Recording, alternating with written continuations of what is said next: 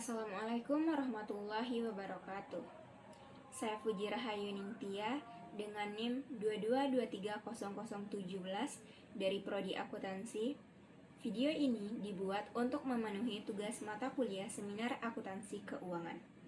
Pada kesempatan kali ini, saya akan mempresentasikan hasil review jurnal mengenai tata kelola perusahaan di Qatar, analisis komparatif.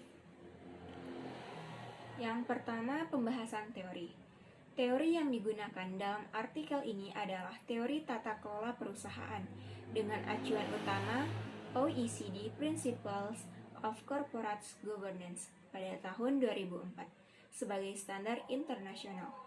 Prinsip yang dibahas mencakup akuntabilitas dewan, transparansi informasi, perlindungan hak pemegang saham, serta tanggung jawab terhadap stakeholder lainnya. Penulis juga mengulas model comply or explain sebagai pendekatan semi-voluntary dalam penerapan kode etik perusahaan yang memberi fleksibilitas namun tetap menuntut akuntabilitas. Selain itu, teori agensi digunakan secara implisit, khususnya melalui pembahasan pemisahan peran direktur eksekutif dan non-eksekutif, pengawasan internal, serta penerapan fiduciary duties seperti loyalitas, kehati-hatian, dan kepentingan terbaik perusahaan. Teori-teori ini menjadi dasar untuk menilai kesesuaian dan efektivitas kerangka tata kelola di Qatar dibandingkan dengan standar internasional. Yang kedua, kasus yang dibahas.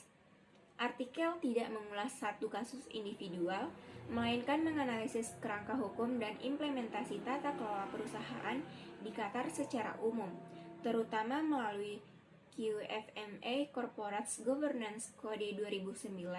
Perbandingan dilakukan terhadap standar OECD dengan fokus pada perusahaan publik yang terdaftar di Bursa Qatar. Yang ketiga, objek penelitian. Penelitian ini bersifat normatif komparatif dengan objek utama QFMA Code, tidak digunakan sampel empiris, melainkan analisis terhadap teks regulasi dan prinsip-prinsip hukum tata kelola perusahaan. Fokus ditempatkan pada perusahaan joint stock yang terdaftar di Qatar Exchange. Yang keempat, teknik analisis data. Artikel ini menggunakan pendekatan analisis hukum normatif dengan metode komparatif. Teknik yang digunakan mencakup analisis isi atau konten analisis. Seperti penulis menganalisis isi dari QFMA Corporate Governance Code dan OECD Principles untuk mengidentifikasi kesesuaian prinsip, struktur, dan substansi norma. Yang kedua, komparasi hukum. Dilakukan perbandingan antara ketentuan dalam Kode Qatar dan prinsip OECD, baik dari segi struktur regulasi maupun substansi aturan tata kelola perusahaan. Yang ketiga, evaluasi kritis. Penulis mengevaluasi kelebihan dan kelemahan dari masing-masing kerangka hukum, terutama dalam hal perlindungan pemegang saham, transparansi, serta efektivitas pengawasan perusahaan.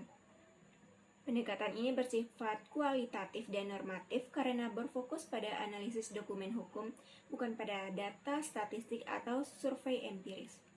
Dan yang terakhir, hasil penelitian.